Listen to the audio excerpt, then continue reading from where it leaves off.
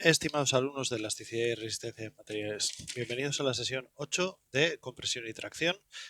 Hoy, como os adelanté en la sesión anterior, vamos a estudiar el efecto de la temperatura. Bueno, pues ya hemos estudiado todos nosotros en la física de bachillerato y también bueno, pues en el primer curso de la carrera que la temperatura lo que produce es una dilatación, ¿no? Es decir, un aumento de la temperatura, por ejemplo, de 10 grados, aumenta la agitación molecular de las moléculas y de los átomos dentro de la materia y al final lo que provoca es una expansión, ¿no? En elementos lineales como las barras, que son las que estamos tratando, pues aparece un concepto que es ese coeficiente de dilatación térmica, alfa, que tiene en cuenta pues cuánto se alarga o se contrae en una determinada dirección frente a un gradiente de temperaturas el, cualquier elemento, ¿no? De dilatación térmica. Tiene de unidades 1 partido de grados centígrados o grados Kelvin, al final temperatura la -1. ¿Vale? Cada material va a tener su coeficiente de dilatación térmica alfa y si tiene un determinado material un incremento de temperatura y tiene una longitud inicial L, va a experimentar un incremento de L que va a estar relacionado con ese ángulo, con ese coeficiente de dilatación térmica alfa, ¿vale? Y eso va a ser que el incremento de L va a ser igual a alfa por L por el incremento de temperatura. El incremento de temperatura pues, puede ser 10 grados, 20 grados, o si estamos hablando de, por ejemplo, de tanques de sales calientes, pues pueden ser 500 grados también, ¿no? Entonces, dependiendo de eso, lo que vamos a tener es, acordaos que el incremento de L partido por L va a ser igual a epsilon debido a la temperatura, a una deformación longitudinal por la temperatura, que va a ser igual a alfa por el incremento de T. Bueno, pues entonces aquí aparece dos conceptos. Uno, que se puede tener deformaciones por un hecho físico, que son las cargas que están distribuidas puntuales, etcétera, ¿no? En una determinada barra, pero también hay deformaciones y tensiones que tienen que ver con otro fenómeno físico que es la temperatura, ¿vale? Entonces, si tenemos una viga isostática y apoyada de este tipo, con un apoyo fijo articulado a la izquierda y un apoyo fijo y un apoyo móvil, un carrito articulado a la derecha y a esta le metemos un incremento de temperatura, eso lo que va a suceder es que se va a ir dilatando y hasta una posición nueva, ¿vale? Que es esta de aquí. Va a pasar de tener una determinada eh, longitud L a tener un incremento de L. Pero, sin embargo, como la dilatación es libre, como no hay nada que lo restrinja, pues simplemente la barra se alarga, pero no se causan ningún axil. Lógicamente no puede haber axil porque este carrito es móvil, ¿vale? Entonces no tiene ninguna reacción que lo equilibrase. Entonces se alcanza una nueva posición de equilibrio en el que la barra pues tiene una longitud nueva, L más incremento de L, y no hay axiles ni hay tensiones, ¿vale? Sin embargo, ¿qué es lo que sucede si, por ejemplo, estuviéramos en una barra hiperestática como esta de la figura? Bueno, pues si la barra fuera hiperestática y en vez de tener un apoyo móvil tuviera dos apoyos fijos a una distancia L sobre los que incide un incremento de temperatura, pues lo que va a suceder es que ese incremento de temperatura va a tener una reacción equivalente, ¿vale?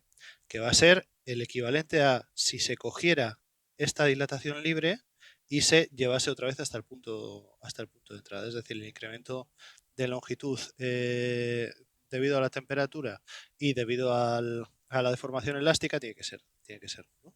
¿Vale? Entonces aparecería aquí una reacción y aquí también una reacción. Entonces, la ecuación que gobernaría esto, pues sería, como hemos hablado en las hiperestáticas, tendríamos que tener una ecuación de comportamiento y de compatibilidad, ¿no? La de comportamiento sería que las deformaciones van a ser las deformaciones de la parte elástica más las deformaciones de la parte de temperatura, que va a ser igual, por la ley de Hooke, a sigma partido por epsilon más alfa por el incremento de t. Esto es lo que hemos traído aquí, ¿vale? Bueno, pues poniendo esto en términos de incrementos, ¿no? Tendríamos que el incremento de L partido por L va a ser igual al incremento de L partido por L elástico más el incremento de L partido por L debido a la temperatura, y esto va a ser igual, pues otra vez a sigma partido por E más alfa por el incremento de temperatura. Son dos formas de explicar lo mismo, ¿vale? En definitiva, ¿qué es lo que sucede? Que si pasamos la L multiplicando, tendríamos incremento de L, que es delta. El incremento de L va a ser sigma, que es el axil partido por el área, ¿no? Esto es, o sea, esto de aquí, lo segundo, es lo primero multiplicado por L, ¿vale? Lo único que hacemos es pasar en esta cuenta la L multiplicando a la derecha. Es decir, multiplicamos a izquierda y derecha de la igualdad por L, más alfa L incremento de T, ¿vale? Y esta es un poco la ecuación del comportamiento, ¿vale? Esta sería un poco la ecuación del comportamiento. ¿Qué pasa? Que ahora tenemos que introducir la ecuación de compatibilidad. ¿Cuál es la ecuación de compatibilidad? Hombre, pues que si tenemos dos apoyos articulados fijos, el desplazamiento total, el incremento de longitud total de la barra va a ser nulo. Y si el incremento total de la barra es nulo, eso significa incremento de L es cero, ¿no? Y si es nulo, pues bueno, tendremos que n por L partido de E a tiene que ser igual a menos alfa incremento de t por L. Se nos van las L's y lo que quedará es que el axil va a ser igual a menos alfa incremento de t por EA. Que este es el axil que tiene la barra. Y el axil que tiene la barra son las reacciones, ¿vale? Entonces, la tensión generada por esto va a ser igual a la reacción partido del área, o el axil partido del área, que va a ser igual a menos alfa incremento de t por E, ¿vale? Entonces, imaginaos, el acero. El acero tiene como módulo de Young 210.000 megapascales. Un incremento de temperatura de 10 grados, aunque tenga un coeficiente de dilatación térmica que es por 10 a la menos 5, se termina convirtiendo en una tensión relevante, ¿vale? Por eso hay que tener en cuenta, por ejemplo, en obras lineales de gran longitud, pero también en elementos de arquitectura o naves industriales o lo que sea, cada X tiempo, o sea, cada X distancia que me diga, hay que situar unas juntas de dilatación para permitir el movimiento en las dilataciones y los movimientos longitudinales sin que sobrecarguen la estructura, porque se terminan convirtiendo en unas cargas bastante relevantes, ¿vale? Bueno, simplemente vamos a plantear pues, un primer ejemplo de cómo funcionaría esto. Entonces, ese primer ejemplo, vamos a poner, tenemos una barra compuesta de dos áreas diferentes, ¿vale? Una primera sección que tiene de área 2A y está compuesta de aluminio. Y una segunda sección que está compuesta de acero y tiene una sección A, ¿vale? Bueno, pues la longitud del primero son 1,5 metros, la longitud del segundo son 0,5 metros y hay un confinamiento que queda exactamente 1 milímetro, es decir, no llega a tocar, pero en el momento en el que la dilatación térmica sea mayor que 1 milímetro, va a empezar a entrar en carga, ¿vale? Bueno, pues entonces a este conjunto se le da un incremento de temperatura de 40 grados centígrados y la pregunta es, ¿tiene reacción? Si es así, ¿cuánta reacción tiene? ¿No? Y nos dan como datos también, nos dicen el coeficiente de dilatación térmica del aluminio va a ser igual a 23,4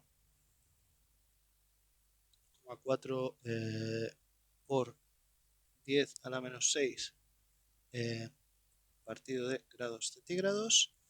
El coeficiente de dilatación térmica del acero va a ser igual a 12 por 10 a la menos 6 partido de grados centígrados, y el área, he puesto 2 área, o sea, 2 A y A, la A son 300 milímetros cuadrados, ¿vale?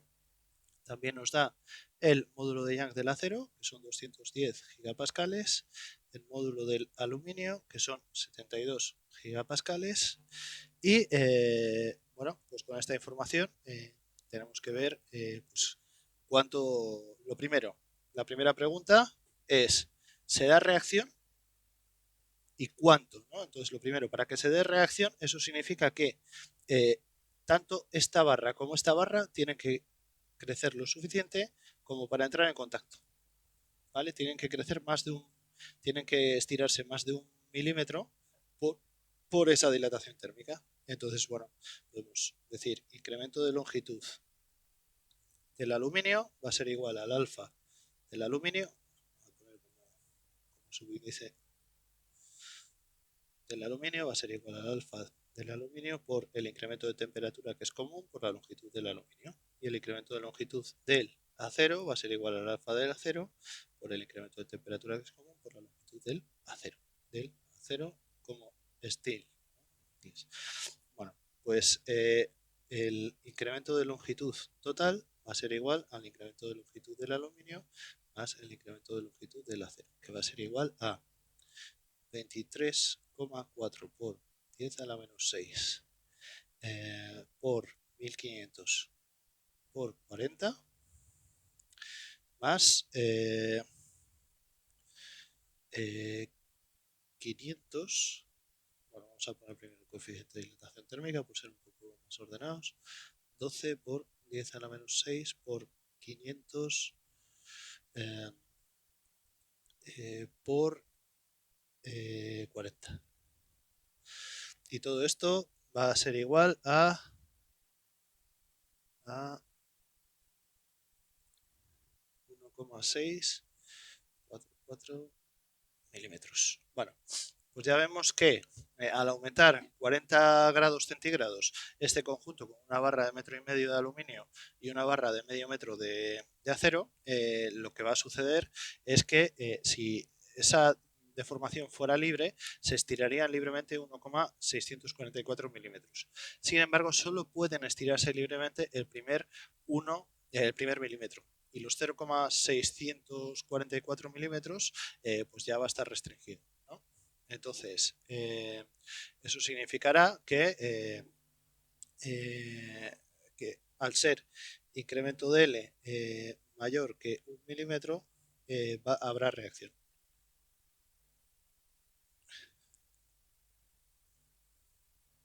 Vale, entonces, ¿qué es lo que hemos quedado en la ecuación esta anterior? Pues que delta será el incremento de L, que será igual a la parte elástica más la parte mecánica, ¿no? NL partido de AE va a ser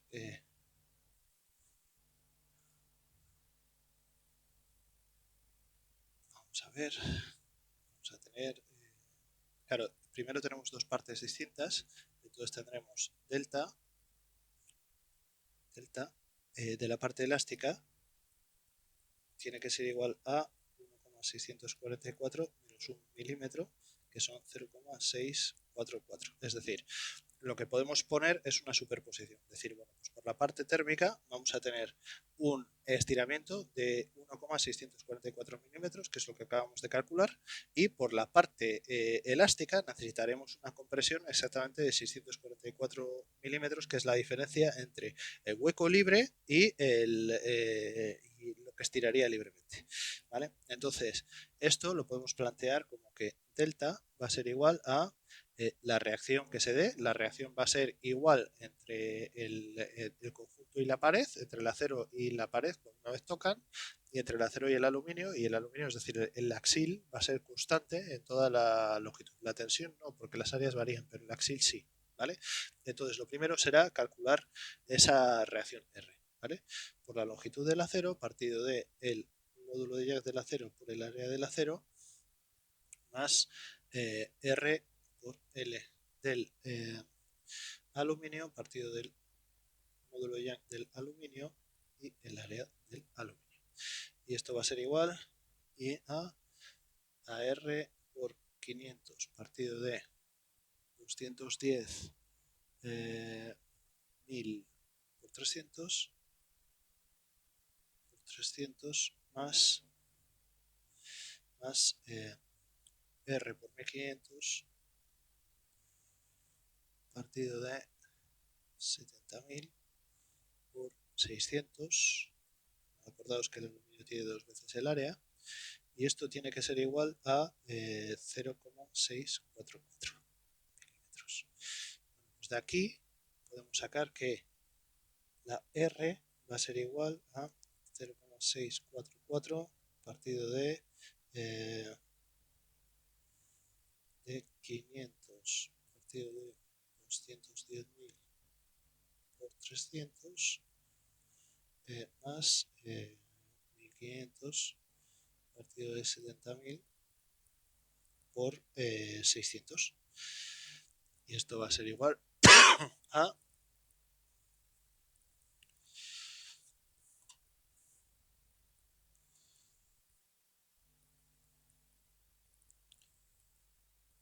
en realidad es menos aquí y esto es menos aquí y esto será igual a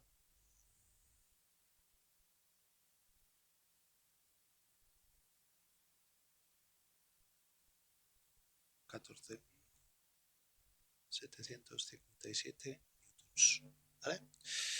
Bueno, pues entonces nos preguntaban en el ejercicio pues si había reacción. Como hemos visto que el incremento de longitud libre es superior al hueco, sí va a haber reacción, y hemos calculado, sabiendo que la deformación elástica tiene que ser menos, o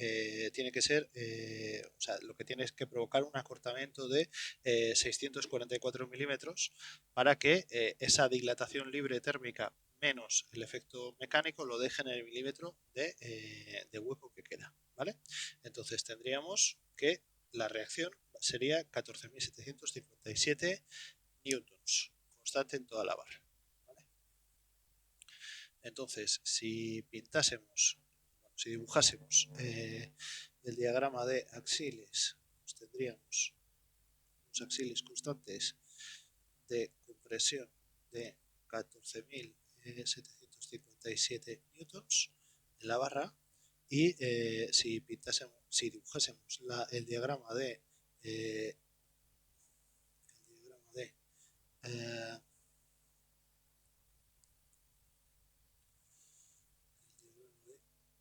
tensiones, pues tendríamos una primera tensión de R partido por A, o sea que son 14.757 entre 300, quedaría 43,13 megapascales, y entre 600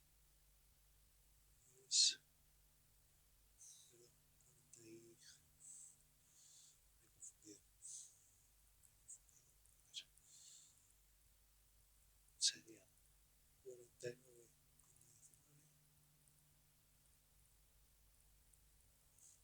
megapascales, y aquí 24,6 megapascales a luz de compresión, ¿vale? Bien, pues ahora vamos a hacer otro ejemplo. Bien, tenemos en el ejemplo 2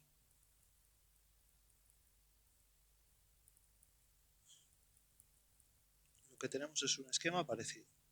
Tenemos por un lado una barra de aluminio que tiene 460 milímetros, y a medio milímetro, estoy exagerando, 0,5 milímetros, tenemos otra barra un poquito más pequeña de acero,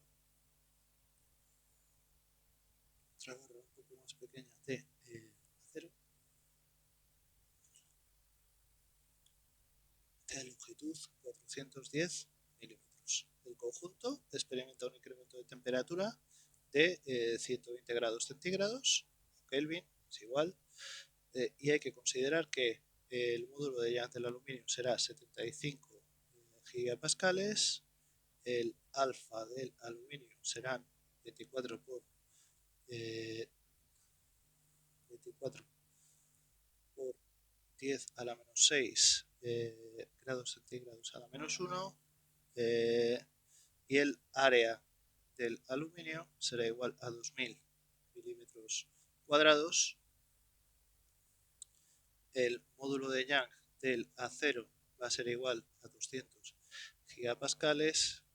El coeficiente de dilatación térmica será 12 por 10 a la 6 grados centígrados a la menos 1.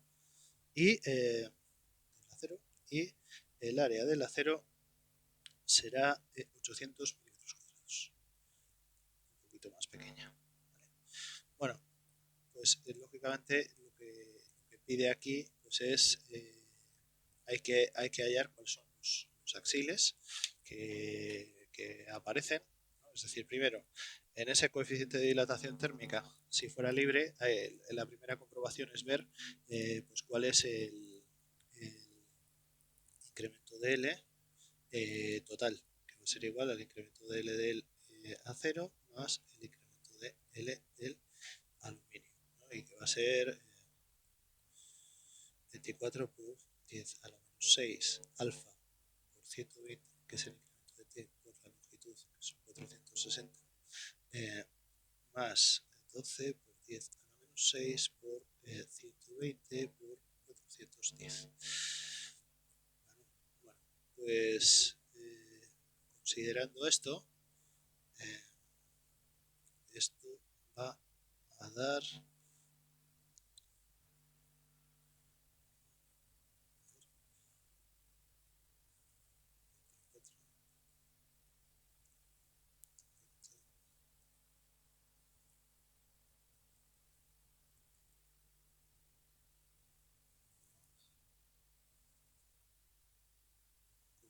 ...32... 48... 32 milímetros, 0,6 milímetros. Va a ser 1,92 milímetros. Bueno, pues eso significa que si se estirasen ambas libremente, el incremento de temperatura total, aunque el hueco esté en el medio, el incremento de temperatura total que necesitaría para estirarse libremente son 1,92 milímetros, pero en realidad lo que tienen es 0,5 milímetros. Por lo tanto, el incremento de L elástico va a tener que ser igual a menos 1,42, a los 0,5 milímetros que hay disponibles, menos 1,92, que va a ser igual a menos 1,42 milímetros. ¿Vale?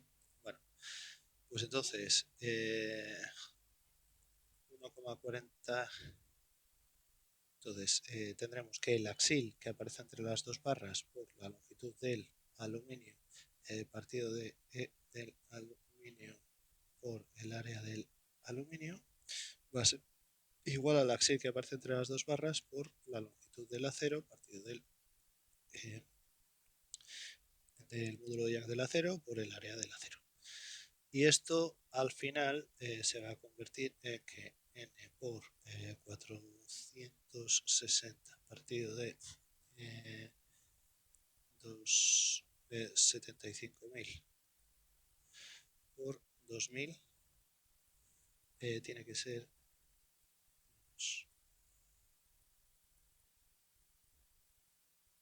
no, a ver, que aquí os estoy liando un poquito, ¿vale? Entonces, este más este tiene que ser igual a menos 1,42, ¿vale? Entonces, este más n por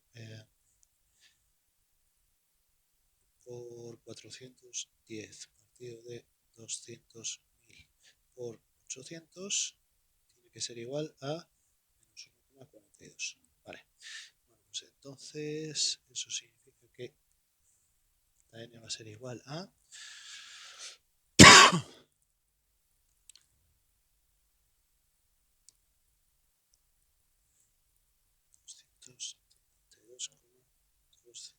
257 kilonewtons.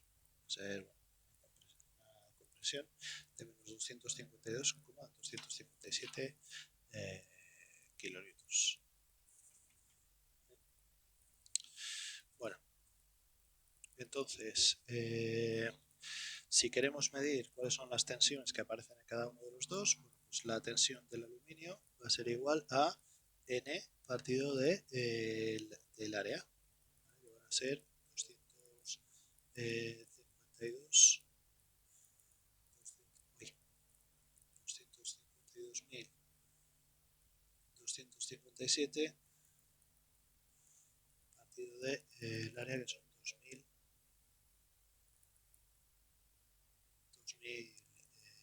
milímetros cuadrados. Entonces esto va a ser igual a 126,15 megapascales. La tensión del acero va a ser igual a 252.257 partido de 800, y esto van a ser 315,4 megapascales. Bien, ¿cuál es la lección de esto? Pues que aunque el acero tiene bastante menos área que el aluminio, y aunque tengan los dos el mismo axil, a mayor rigidez implica más tensión. ¿Vale? Bueno, ¿cuál es el cambio de longitud de las varillas? Pues sería la suma de ambas. Ambas van a dilatarse hasta cubrir ese hueco de medio milímetro, y luego van a experimentar una compresión hasta cubrir el 1,42 milímetros que tienen de diferencia. ¿Vale? Y bueno, sin más. Bueno, pues ya hemos visto cuáles son los efectos de la temperatura, teniendo en cuenta pues, un estado de cargas concomitante, ¿vale? Es decir, podríamos ver pues cuando la temperatura actúa aisladamente, o también podríamos ver, sabiendo cuáles son las diferencias entre las deformaciones elásticas y las térmicas que se tienen que dar para cumplir las condiciones de contorno, podríamos combinar la temperatura y las acciones. Con lo cual, bueno, pues hemos cubierto el objetivo de esta sesión. Eso es, hemos visto dilatación libre, dilatación restringida, y luego pues cómo calcular con un par de ejemplitos, cómo calcular las acciones mecánicas derivadas de ese incremento de temperatura. Bueno, pues muchas gracias por vuestra atención y os espero en la siguiente sesión, en la que empezaremos ya con los ejercicios para ir cerrando.